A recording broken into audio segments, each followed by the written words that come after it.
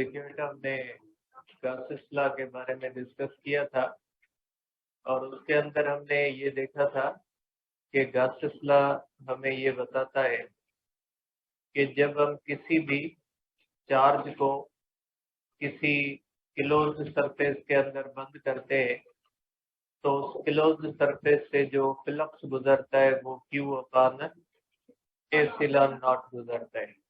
और ये जो फ्लक्स होता है ये सिर्फ और सिर्फ डिपेंड करता है चार्ज इनक्लोज्ड पे और डिपेंड करता है मीडियम पे। ये फ्लक्स इस बात पे डिपेंड नहीं करता कि जो क्लोज्ड सरफेस है उसकी साइज क्या है, उसका शेप क्या है, उसकी एरिया क्या है, इन चीजों से इंडिपेंडेंट है। ठीक है, तो ये चीजें हमने डिस्कस कर ली थी गाउस लॉ के बारे में। देखिए, अब गाउस लॉ जो होता है उसकी एप्लीकेशन है हमारे पास कि गाउस लॉ को हम अप्लाई किस मकसद के लिए करते हैं। देखिए बेटा, गाउस लॉ इलेक्ट्रोस्टैटिक्स का बुनियादी लॉ है। इस लॉ को इस्तेमाल करके कूलम्स लॉ को कैलकुलेट या कूलम्स लॉ को ड्राइव किया जा सकता है। ये बहुत ही बुनियादी लॉ होता है जो ऐसी जगहों पे भी इस्तेमाल किया जा सकता है जहां पे कूलम्स लॉ की फेलियर आ जाती है या कूलम्स लॉ जहां पे फेल हो जाता है वहां पे भी इस लॉ को इस्तेमाल किया जा सकता है। और इस लॉ की पहली बात हमने डिस्कस की थी कि ये लॉ जो होता है ये हमें चार्ज और फ्लक्स के दरमियान ताल्लुक बताता है कि अगर किसी भी चार्ज को हम बंद करेंगे तो उस चार्ज का क्लोज सरफेस से कितना फ्लक्स होगा, इस चीज के बारे में ये लॉ हमें बताता है। और हमने इससे पहले ये पढ़ा है कि फ्लक्स डेंसिटी जो होती है वो इक्वल टू होती है इलेक्ट्रिक फील्ड इंटेंसिटी के। और हमने ये भी देखा है कि अगर हम चाहें तो फ्लक्स से इलेक्ट्रिक फील्ड इंटेंसिटी को मेजर किया जा सकता है। मीन्स अगर हम चाहें तो फ्लक्स को इस्तेमाल करके इलेक्ट्रिक फील्ड इंटेंसिटी को मेजर किया जा सकता है। और गाउस लॉ हमें बताता ही फ्लक्स के बारे में कि किसी चार्ज को बंद करोगे तो उस चार्ज का फ्लक्स ये होगा। इसका मकसद है आप गाउस लॉ को इस्तेमाल करके इलेक्ट्रिक फील्ड इंटेंसिटी को मेजर कर सकते हैं, क्योंकि फ्लक्स से इलेक्ट्रिक फील्ड इंटेंसिटी मेजर होती है और इलेक्ट्रिक फील्ड इंटेंसिटी की जो मेजरमेंट होती है वो गाउस लॉ से भी पॉसिबल है, क्योंकि गाउस लॉ फ्लक्स को कैलकुलेट करता है और फ्लक्स की कैलकुलेशन से इलेक्ट्रिक फील्ड की मेजरमेंट की जा सकती। तो अब हम ये देखेंगे कि इलेक्ट्रिक फील्ड को किस तरह से हम कैलकुलेट करते हैं यूजिंग गाउस लॉ। तो गाउस लॉ का जो यूज होता है कि गाउस लॉ इलेक्ट्रिक फील्ड को कैलकुलेट करने के लिए इस्तेमाल किया जा सकता है।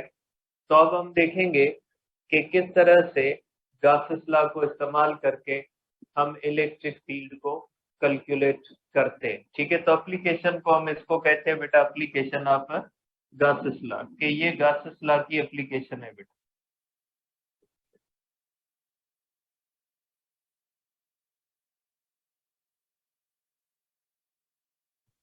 एप्लीकेशन ऑफ गाउस लॉ बेटा। ठीक है, अब Gauss law can be used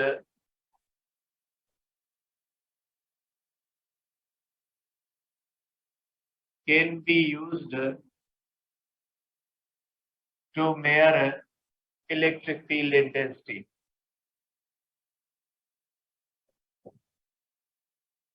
Electric field intensity means electric field intensity को गाउस लॉ को इस्तेमाल करके हम इलेक्ट्रिक फील्ड इंटेंसिटी को मेजर कर सकते हैं।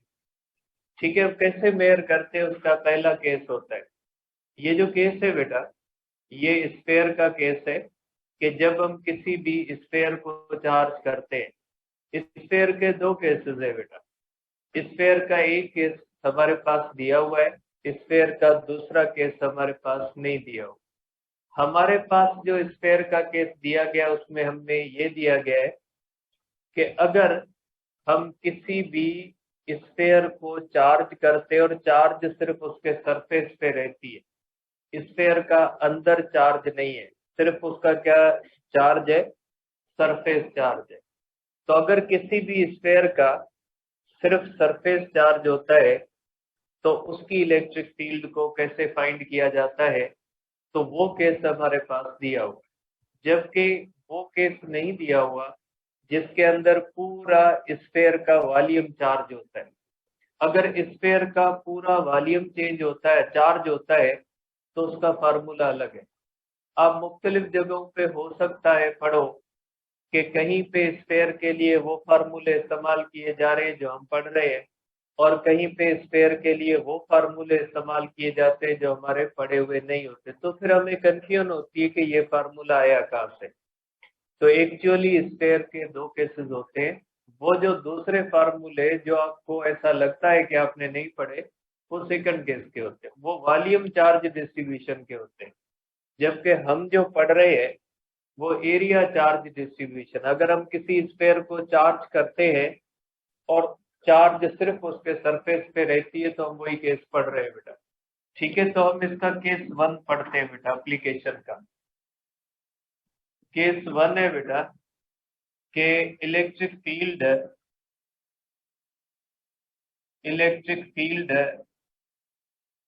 Of charged sphere when charge is uniformly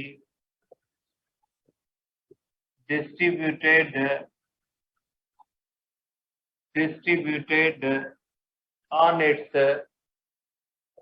surface. जब चार्ज इसके सरफेस पे डिस्ट्रीब्यूटेड है, कि चार्ज इसके सरफेस पे है, इसके वॉल्यूम के अंदर चार्ज डिस्ट्रीब्यूटेड नहीं है, चार्ज सिर्फ कहां पे, इसके सरफेस पे बेटा। ठीक, अब देखिए सपोज करें बेटा ये हमारे पास एक स्फेयर है। अब ये हमारे पास बेटा एक स्फेयर है और ये सेंटर ऑफ द स्फेयर है।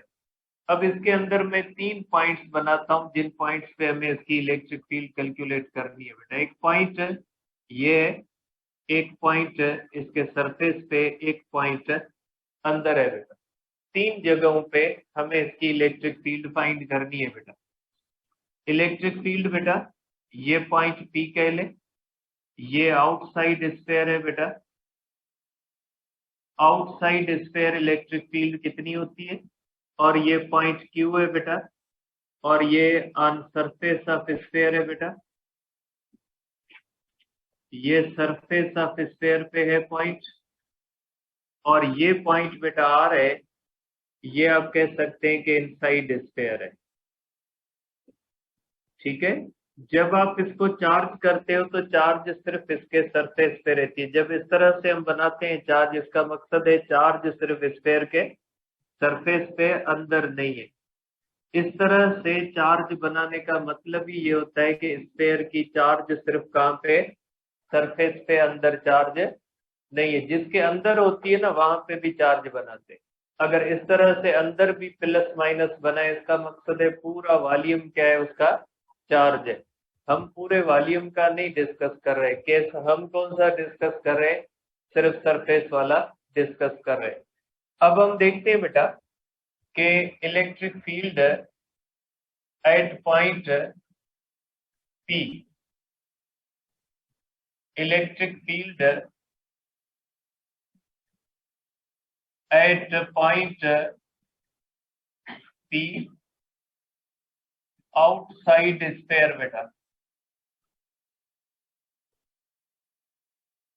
ठीक है, आउटसाइड स्फेयर अगर कोई पॉइंट P है तो उसको देखते हैं बेटा। देखिए सपोज करें हमारे पास इस तरह से एक स्फेयर है, ठीक है, और ये इसका सेंटर है, और ये पॉइंट P आउटसाइड स्फेयर है बेटा, ये पॉइंट P है। अब इस पॉइंट P पे हमने ये देखना है कि इस पॉइंट P पे इलेक्ट्रिक फील्ड इंटेंसिटी कितनी है बेटा। ये इस पॉइंट P पे हम देखेंगे बेटा कि पॉइंट P पे इलेक्ट्रिक फील्ड इंटेंसिटी कितनी है। ठीक है, पॉइंट P आउटसाइड है। अब देखें, हम इसको बेटा चार्ज कर देते हैं कि हमने इसको चार्ज कर दिया है और इसकी चार्ज जो होती है ये कहाँ पे रहती है, ये चार्ज इसके सरफेस पे। अब हम लेंगे इस पॉइंट P का डिस्टेंस। अब ये पहली बात ये आपने समझनी है कि जब आपने किसी स्फीयर को आपने चार्ज कर दिया है तो उस पॉइंट P का डिस्टेंस आप कहाँ से लोगे, सरफेस से लोगे या सेंटर से लोगे। तो पहली बात आपने ये ध्यान में रखनी है कि अगर स्फीयर है, पॉइंट P उससे बाहर है, तो आप जो डिस्टेंस लोगे वो हमेशा सेंटर से लोगे। मीन्स सेंटर से लेकर पॉइंट तक आप उसका डिस्टेंस लोगे। तो ये हो जाएगा बेटा हमारे पास डिस्टेंस r बेटा। ठीक है, तो ये डिस्टेंस r हो जाएगा। तो पहली पॉइंट कौन सी हुई बेटा, r is taken from centre of sphere. ठीक है, अब देखिए बेटा, अब दूसरी बात कि हमें इसका क्या कैलकुलेट करना है बेटा, हमें इसकी इलेक्ट्रिक फील्ड कैलकुलेट करनी है। तो इलेक्ट्रिक फील्ड को कैलकुलेट करने के लिए हम गासेस लॉ इस्तेमाल कर रहे हैं। गासेस लॉ तो हमें फ्लक्स कैलकुलेट करके देगा। तो हमें क्या करना पड़ेगा, पहले गासेस लॉ को इस्तेमाल करके इसका इलेक्ट्रिक फ्लक्स कैलकुलेट करना होगा। और गासेस लॉ को अप्लाई करने के लिए हमें पहले इस स्फीयर को किसी क्लोज्ड सरफेस के अंदर डालना होगा, क्योंकि जब तक कोई चार्ज किसी क्लोज सरफेस के अंदर नहीं डालते तब तक गासेस लॉ एप्लीकेबल नहीं होगा। गासेस लॉ कहता है कि अगर कोई चार्ज किसी क्लोज सरफेस के अंदर बंद है तो उसी का फ्लक्स ये होता है। अब अगर इस स्फीयर का पॉइंट P पे आपने फ्लक्स देखना है तो इस स्फीयर को आप किसके अंदर बंद करोगे, आप स्फीयर को गाजियन सरफेस के अंदर बंद करोगे। अब यहाँ पे हमने किस पॉइंट पे देखना है, पॉइंट P पे। तो हम गाजियन सरफेस बनाएंगे। ये स्फीयर है तो गाजियन सरफेस भी हम कौन सा कंसीडर करेंगे, स्फीयर ही कंसीडर करेंगे। लेकिन गाजियन सरफेस का एक रूल है कि गाजियन सरफेस को उस पॉइंट से गुजरना जरूरी है जिस पॉइंट पे आप इलेक्ट्रिक फील्ड चेक कर रहे हैं। मीन्स गाजियन सरफेस को उस पॉइंट से गुजरना जरूरी होता है जिस पॉइंट का आप फ्लक्स कैलकुलेट कर रहे हो। आप किस पॉइंट का कैलकुलेट कर रहे हो बेटा, आप कर रहे हो ये जो हमारे पास है बेटा पॉइंट P पे। तो हम क्या करेंगे बेटा, पॉइंट P पे सरफेस बनाएंगे। और वो भी कौन सा बनाएंगे बेटा, स्फेरिकल एक सरफेस बनाएंगे। और वो किस पॉइंट पे बनाएंगे बेटा, वो बनाएंगे पॉइंट P पे।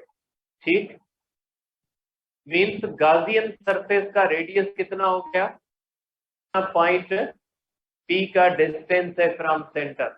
क्योंकि गाजियन सरफेस कहाँ पे हम बनाएंगे बेटा, इस पॉइंट पे बनाएंगे। तो हमें क्या बताता है बेटा, using Gauss's law, using Gauss's law बेटा फ्लक्स क्या हो जाएगा बेटा, फ्लक्स हो जाएगा is equal to Q upon epsilon naught. क्योंकि बेटा जब आपने ये गाजियन सरफेस बनाया है तो ये पूरा स्फीयर इसके अंदर बंद हो गया है। तो गासेस लॉ कहता है कि इसका फ्लक्स कितना हो जाएगा बेटा, Q अपॉन एप्सिलॉन नॉट। अब फ्लक्स तो आप एक और तरीके से भी कैलकुलेट कर सकते हैं, ये तो आपने गासेस लॉ किया। आप फ्लक्स एक और तरीके से भी कर सकते हैं। कैसे कर सकते हैं, देखिए बेटा, वही सेम स्फीयर है बेटा, वही सेम स्फीयर है इस तरह से बेटा, वही सेम पॉइंट P है बेटा। ठीक है, सेम पॉइंट P है बेटा। अब अगर इसके ऊपर मैं गाजियन सरफेस बनाता हूं बेटा, ये बन गया गाजियन सरफेस बेटा, ये बन गया इसका गाजियन सरफेस बेटा। इस तरह से मैंने सेम स्फीयर का सेम पॉइंट P पे गाजियन सरफेस बना लिया।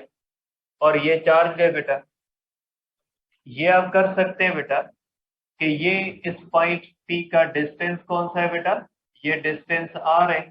और इसके ऊपर ये चार्ज है बेटा, ये चार्ज है। अब एक तो आपने गाउस लॉ अप्लाई किया, गाउस लॉ ने कहा कि गाउसियन सरफेस से कितना है बेटा, flux Q upon epsilon not. लेकिन आपको पता है कि बेटा आप किसी भी चीज का फ्लक्स जब कैलकुलेट करते हो तो उस पूरे स्फीयर को आप किस में तकसीम करोगे, स्मॉल पीसेस में भी आप तकसीम करते हो। सपोज करें मैं इसको स्मॉल पीसेस में तकसीम कर रहा हूँ, इस तरह भी मैं इसका फ्लक्स कैलकुलेट कर सकता हूँ। दोनों तरह से कर सकता हूँ, या तो मैं डायरेक्ट गाउस लॉ अप्लाई करूं और मैं कहूँ इसमें से flux Q upon epsilon not है, या मैं इस पूरे गाउसियन सरफेस को क्या करूं, स्मॉल स्फीयर में तकसीम करूं और सब का फ्लक्स क्या करूं, सम करूं। तो मैं दोनों तरीके इस्तेमाल करता हूं। तो बेटा आप कह सकते हैं कि इसमें से टोटल फ्लक्स हो जाएगा फ्लक्स 1, फ्लक्स 2, फ्लक्स कितना हो जाएगा बेटा, फ्लक्स n। तो आपको पता है बेटा ये हो जाएगा ई डेल्टा A1, ये कैलकुलेशन मैं पहले भी कर चुका हूं बेटा, E delta A2 plus up to क्या हो जाएगा, ई डेल्टा AN। तो फ्लक्स हो जाएगा बेटा is equal to E common, और ये हो जाएगी बेटा सम ऑफ ऑल एरियाज बेटा, sum of all areas from 1 to n delta AI बेटा। ये फ्लक्स हो जाएगा बेटा is equal to E into क्या हो जाएगा बेटा, ये हो जाएगा एरिया ऑफ स्फीयर बेटा। ये हो जाएगा फार्मूला, या आप कर सकते हैं flux is equal to E into A, equation हो जाएगी बेटा 2। देखिए बेटा इससे भी फ्लक्स आपने कैलकुलेट किया और इससे भी किया, दोनों बराबर होंगे बेटा। कंपेयरिंग इक्वेशन 1 एंड इक्वेशन 2 बेटा, दोनों को कंपेयर करेंगे तो हमारे पास क्या आ जाएगा बेटा, is equal to E into area is equal to q upon epsilon not. Electric field आ जाएगी q upon epsilon not area, ये हो जाएगा बेटा क्यू अपॉन एप्सिलॉन नॉट, और एरिया ऑफ द स्फीयर होता है 1/4 पाई आर स्क्वायर बेटा। तो इलेक्ट्रिक फील्ड हो जाएगी 1/4 pi epsilon naught Q upon R square. ये फार्मूला पहले पढ़ा हुआ है आपका बेटा, ये इलेक्ट्रिक फील्ड का फार्मूला पहले पढ़ा हुआ है। किसकी इलेक्ट्रिक फील्ड का फार्मूला है, आइसोलेटेड चार्ज का फार्मूला है। मीन्स जो स्फीयर है उसकी इलेक्ट्रिक फील्ड उससे बाहर किस तरह से होती है, like an isolated point charge. Isolated point charge की इलेक्ट्रिक फील्ड का फार्मूला भी वही है, और स्फीयर से बाहर किसी भी पॉइंट पी पे इलेक्ट्रिक फील्ड का फार्मूला भी क्या है बेटा, सेम है। तो आप क्या कहोगे इसको, आप कहोगे बेटा कि चार्ज स्फीयर, ठीक है, charge sphere behaves as an isolated point charge बेटा। ठीक है बेटा, आइसोलेटेड पॉइंट चार्ज की तरह बिहेव करता है। आप कह सकते हैं कि सपोज करें कि ये आपके पास एक आइसोलेटेड पॉइंट चार्ज है बेटा, इसकी इलेक्ट्रिक फील्ड ऐसे होती है बेटा, इसकी इलेक्ट्रिक फील्ड ऐसे होती है, इस तरह से होती है, ठीक है, इसकी इलेक्ट्रिक फील्ड ऐसे होती है। और अगर कोई स्फीयर है बेटा, ये चार्ज क्यू है और उस स्फीयर के ऊपर भी आपने चार्ज क्यू दी है बेटा, तो उसकी इलेक्ट्रिक फील्ड भी कैसे होती है बेटा, बिल्कुल वैसे ही होती है जिस तरह से ये, इस तरह से, कि जिस तरह से इसकी फील्ड होती है वैसे ही इसकी फील्ड होती है। जैसे आइसोलेटेड पॉइंट चार्ज की इलेक्ट्रिक फील्ड जो होती है वो नॉन यूनिफॉर्म होती है और किस पे डिपेंड करती है, डिस्टेंस पे। जैसे जैसे आप चार्ज से दूर जाओगे इलेक्ट्रिक फील्ड क्या हो जाएगी, वीक। जैसे आप क्लोज आओगे तो इलेक्ट्रिक फील्ड क्या हो जाएगी, स्ट्रांग हो जाएगी। तो ये बेटा पहली बात है। दूसरी बात इसकी कि charge sphere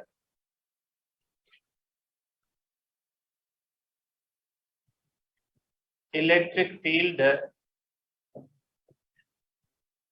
of a charged sphere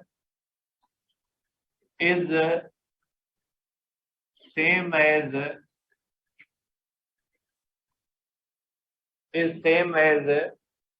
charge is placed at center of sphere। अब इसका मतलब क्या बेटा, इसका मतलब समझे। सपोज करें आपके पास एक स्फीयर है, आपने उसके ऊपर 1 कूलम चार्ज डिस्ट्रीब्यूट की, आपने उसके ऊपर बेटा चार्ज कितनी दिए 1 कूलम, और एक पॉइंट पी है बेटा, और वो कितने डिस्टेंस पे 1 मीटर पे, ठीक है। तो इसकी इलेक्ट्रिक फील्ड आप कर ले बेटा K Q 9 into 10⁹ charge 1 upon 1 is equal to 9 into 10⁹ newton पर कूलम है बेटा, ठीक। अब अगर वही चार्ज उसके सेंटर पे रख दे बेटा +1 कूलम, इसके ऊपर ना दे, उसके सेंटर पे रख दे, और वही पॉइंट पी है एट डिस्टेंस 1 मीटर, तो इलेक्ट्रिक फील्ड क्या हो जाएगी बेटा, is equal to 9 10⁹ into 1 upon 1 square. E2 क्या हो जाएगा बेटा, is equal to 9 into 10⁹ newton पर coulomb. E1 is equal to क्या हो जाएगा बेटा, E2। कि अगर किसी स्फीयर के ऊपर आप 1 कूलम चार्ज देते हो, या वही 1 कूलम उसके सेंटर पे रख देते हो, तो बाहर की पॉइंट पी पे इलेक्ट्रिक फील्ड क्या रहेगी बेटा, इलेक्ट्रिक फील्ड सेम रहेगी, ठीक। आप एक क्वेश्चन देख ले बेटा,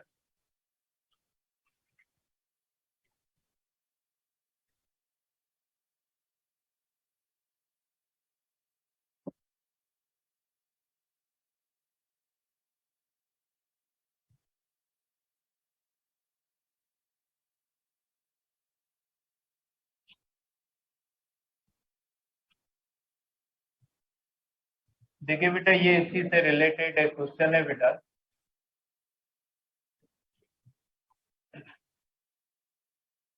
देखिए 1 coulomb charge is uniformly distributed on a sphere of 1 meter radius, calculate electric field at a distance of. इसका पहला हिस्सा कौन सा है बेटा, इसका पहला हिस्सा कहता है कि आपने इलेक्ट्रिक फील्ड कितने डिस्टेंस पे लेनी है बेटा, 2 metre from centre of sphere, means 2 metre बेटा। आर आप करोगे बेटा E is equal to K Q upon R square is equal to 9 into 10⁹ into 1 upon 1 square is equal to क्या हो जाएगा बेटा 10⁹ न्यूटन, सॉरी 2 है बेटा, ठीक है बेटा, ये 2 है, मैंने 1 कर दिया बेटा, ठीक है। आप इसको इस तरह से कर सकते हैं बेटा कि ये जो है ये कितना है बेटा, ये 2 है, ये 2 का स्क्वायर हो जाएगा बेटा is equal to 9 into 10⁹ upon 4 बेटा, 4 हो जाएगा बेटा 2.25 इंटू 10⁹ न्यूटन पर कूलम हो जाएगी, इलेक्ट्रिक फील्ड हो जाएगी बेटा इतनी, ठीक। इसकी हो जाएगी 2.25 इंटू 10⁹ कितने डिस्टेंस पे बेटा, 2 मीटर, कहां से, सेंटर, ठीक। ये आप इसको भले बना लें कि ये डिस्टेंस जो है वो कितना है 2 मीटर है। अब इसका सेकंड पार्ट है, सेकंड पार्ट क्या कहता है बेटा के 2 मीटर, ये 2 मीटर है बेटा, ये सरफेस से, लेकिन आपने कहां से लेना है, सेंटर से, तो आप इसके अंदर क्या ऐड करोगे बेटा, ये 1 मीटर भी ऐड करोगे, तो डिस्टेंस कितना हो जाएगा बेटा 2 + 1 इज इक्वल टू 3 मीटर। अब आप करोगे E is equal to K Q upon R square 9 into 10⁹ 1 बेटा नहीं लिख रहा मैं, 9 गया 9 में, 10⁹ न्यूटन पर कूलम। दोनों में फर्क है क्वेश्चन में, उसमें 2 मीटर है लेकिन सेंटर से, उसमें 2 मीटर है कहां से, सरफेस, ठीक। तो आप इसको इस तरह से देखोगे, ठीक है। तो ये बेटा हमारे पास फर्स्ट है केस सिस्टम। अब हम करते हैं बेटा के ई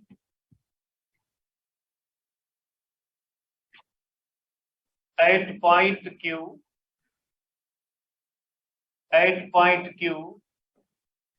on surface of sphere,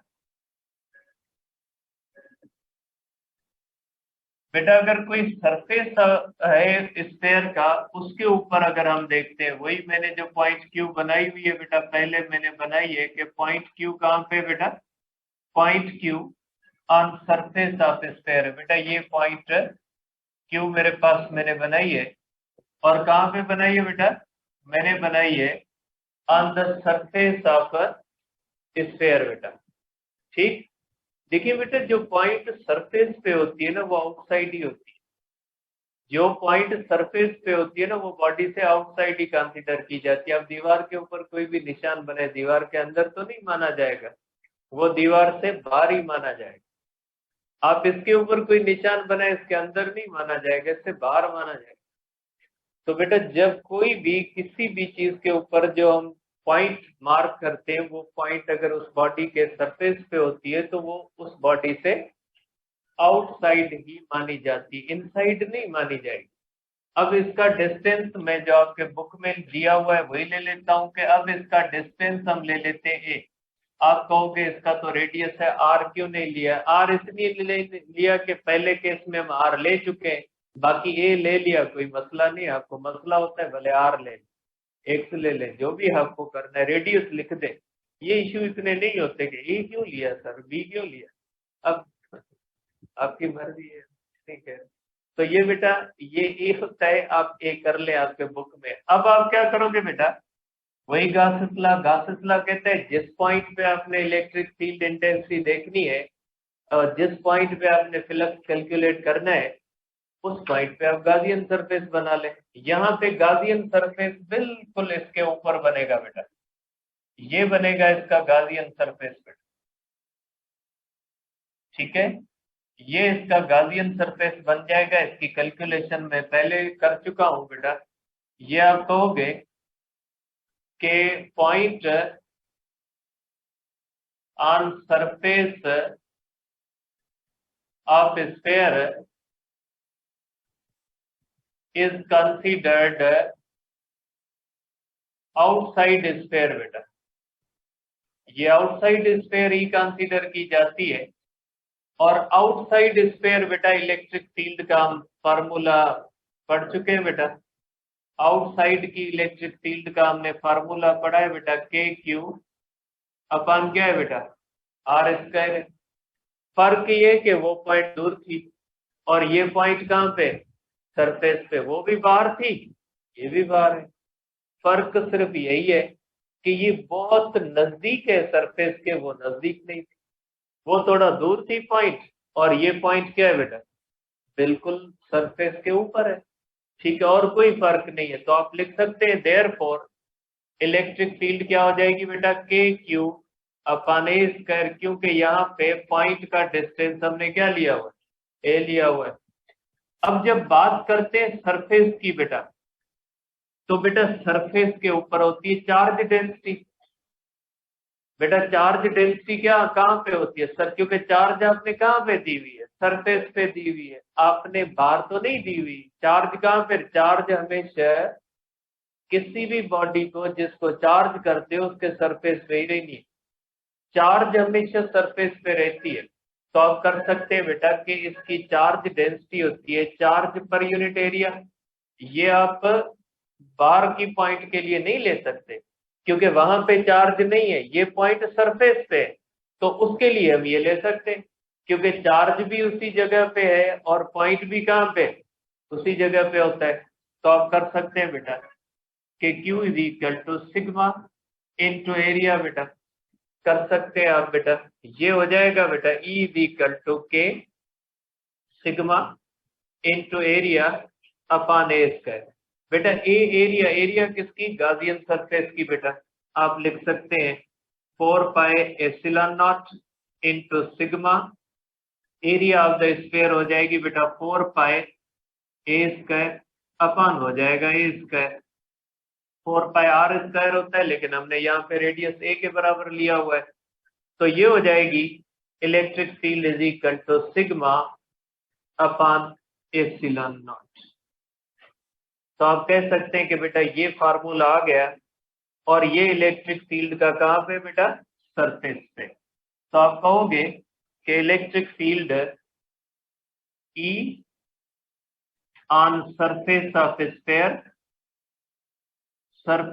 sphere depends only upon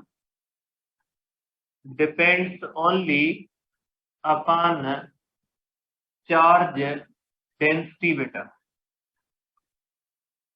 charge density पे डिपेंड करती, जितनी चार्ज डेंसिटी ज्यादा होगी उतनी इलेक्ट्रिक फील्ड इंटेंसिटी सरफेस पे क्या होगी, ज्यादा। ठीक है, तो आप कहोगे कि चार्ज डेंसिटी पे डिपेंड करती, जितनी चार्ज डेंसिटी ज्यादा होगी उतनी ज्यादा होगी बेटा। अब आ जाते हैं इसकी तीसरी पॉइंट पे बेटा। तीसरी पॉइंट हमने कौन सी कंसीडर की हुई है बेटा, E at point R inside sphere बेटा। इनसाइड स्फीयर हम देखते हैं बेटा, ये वो केस है जिसमें थोड़ा फर्क है। अगर कोई ऐसा स्फीयर है जिसका पूरा वॉल्यूम चार्ज है तो उस स्फीयर के अंदर इलेक्ट्रिक फील्ड जीरो नहीं होगी। ठीक है, आप कहीं पे पढ़ोगे कि स्फीयर के अंदर इलेक्ट्रिक फील्ड कैलकुलेट की हुई है, फार्मूला लगा हुआ है, जीरो नहीं लिखा हुआ। कंफ्यूज होते हैं कि हमने तो ये पढ़ा था, हमारे बुक में गलत लिखा हुआ। हमारे बुक में गलत नहीं लिखा, हमारे बुक में जो केस दिया हुआ है वो सरफेस वाला है। सरफेस वाले केस के जब हम लेते हैं तो फिर उसके अंदर इलेक्ट्रिक फील्ड क्या होती है, जीरो होती है। लेकिन जब पूरा वॉल्यूम चार्ज होता है ना, फिर अंदर इलेक्ट्रिक फील्ड जीरो नहीं होती, उसका फार्मूला अलग होता है। केस हमारे पास नहीं है इसलिए मैं उसको डिस्कस नहीं कर रहा। तो आप कहोगे बेटा कि सपोज करें अगर अब पॉइंट पी इस स्फीयर के अंदर आ गई बेटा, इस तरह से सपोज करें ये स्फीयर है बेटा और पॉइंट पी इसके अंदर आ गई बेटा। अब ये इसका सेंटर हुआ इस स्फीयर का। अब ये पॉइंट पी हमने बना लिया अंदर, ये पॉइंट पी आ गई बेटा, पॉइंट पी यहाँ पे। ठीक, अब इसके ऊपर चार्ज पड़ी हुई है, चार्ज रह गई बाहर। ठीक है, चार्ज इससे बाहर है बेटा, ये चार्ज इससे बाहर आ गई यहाँ पे इस तरह से। अब गाजियन जो है वो लॉ हम इस्तेमाल करेंगे, गाजियन सरफेस को हम अंदर बनाएंगे बेटा। गाजियन सरफेस हमने बना लिया इधर बेटा, ये हमने बना लिया बेटा गाजियन सरफेस। ठीक, अब गाजियन सरफेस का जो रेडियस है इसको आप कर लें बी, ये आप कर लें बी बेटा, और इस स्फीयर का रेडियस आप कर चुके हैं ए बेटा, इसका रेडियस ए है। अब जो गाजियन सरफेस का रेडियस है वो स्फीयर के रेडियस से क्या बेटा, छोटा है। अब इस गाजियन सरफेस के अंदर चार्ज है या इसे बाहर चार्ज है, बाहर है ना। तो हमने पढ़ा था ना, फ्लक्स किस वजह से होता है, अंदर की चार्ज से होता है या बाहर। मैंने केसेस भी आपको दिखाए थे, मैंने पिक्चर आपको दिखाई थी, वो आपके पास होगी भी सही, मैंने पीडीएफ भेजा था, उसमें देखे बाहर की चार्ज से फ्लक्स नहीं होता। फ्लक्स किससे होता है, चार्ज इनक्लोज्ड, जो चार्ज अंदर होती है। ठीक है, वैसे भी दुनिया का रूल है, तब्दीली अंदर से आती है, बाहर से नहीं आती। बाहर से आती तो आपको बहुत सारे लोग पढ़ने का कह रहे हैं, लेकिन तब्दीली नहीं आती। ठीक है, तो आप कहोगे कि इफ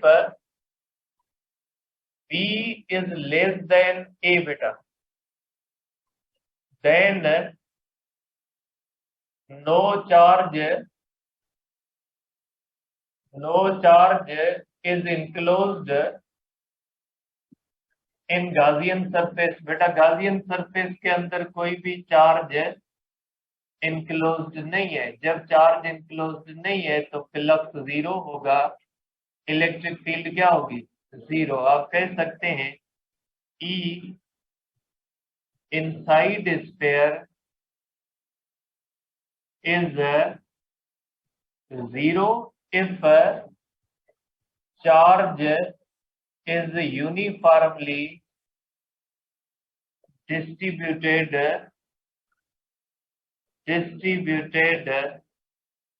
on its surface बेटा। ठीक, ये पहला केस बेटा खत्म हुआ। एक क्वेश्चन कर ले जो पहले करवाना था लेकिन वो मैं भूल गया। ठीक, बाकी क्वेश्चन मैं भेज रहा हूँ। लेकिन आप करते नहीं हो, फिर भेज देते हो कि सर ये करके दे। अगर मुझे ही करने हैं तो फिर आपने क्या करना है। देखिए बेटा, calculate number of electric field lines emerging from 1 coulomb charge. ये भी फिलिप्स का किस्सा है बेटा। देखिए, किसी भी, आपको पता है जो चार्ज होती है उसकी इलेक्ट्रिक फील्ड होती है, और इलेक्ट्रिक फील्ड के अंदर क्या होती है, इलेक्ट्रिक फील्ड लाइंस होती है। बड़ी स्ट्रांग फील्ड होती है, ज्यादा लाइनें होती हैं, वीक फील्ड होती है, कम लाइनें होती हैं। अब हमने ये देखना है 1 कूलम चार्ज की लाइनें कितनी बनती है। बेटा, जो नंबर ऑफ लाइंस होता है वो फिलिप्स होता है। आप ऐसा करें, आप इसके लिए गाउसियन जो गाउस लॉ इस्तेमाल करें। आप इसके लिए कह लें कि सपोज करें ये 1 कूलम चार्ज है। अब हम इसकी नंबर ऑफ लाइंस देखना चाहते हैं। आप इसको बंद कर दें गाउसियन सरफेस के अंदर, ये मैंने इसको बंद कर दिया। अब गाउस लॉ कहता है कि इसकी जितनी भी लाइनें गुजरेंगी वो तो गाउसियन सरफेस से ही गुजरेंगी, और कहाँ जाएंगी, क्योंकि चार्ज अकेली है, इसी से गुजरनी है बाहर। तो क्या होगा बेटा, फिलिप्स हो जाएगा Q upon epsilon not, charge 1 है, 8.85 10 पावर -12 इज इक्वल टू हो जाएगा 1.1 into 10 power 11 line. 1 coulomb charge से कितनी लाइनें बनती है, 1.1 10 पावर 11 लाइन्स बनती है। 1 कूलम चार्ज की इलेक्ट्रिक फील्ड के अंदर इतनी लाइनें बनती है। बाकी भी केसेस है बेटा, क्वेश्चन है, कल डिस्कस करते हैं।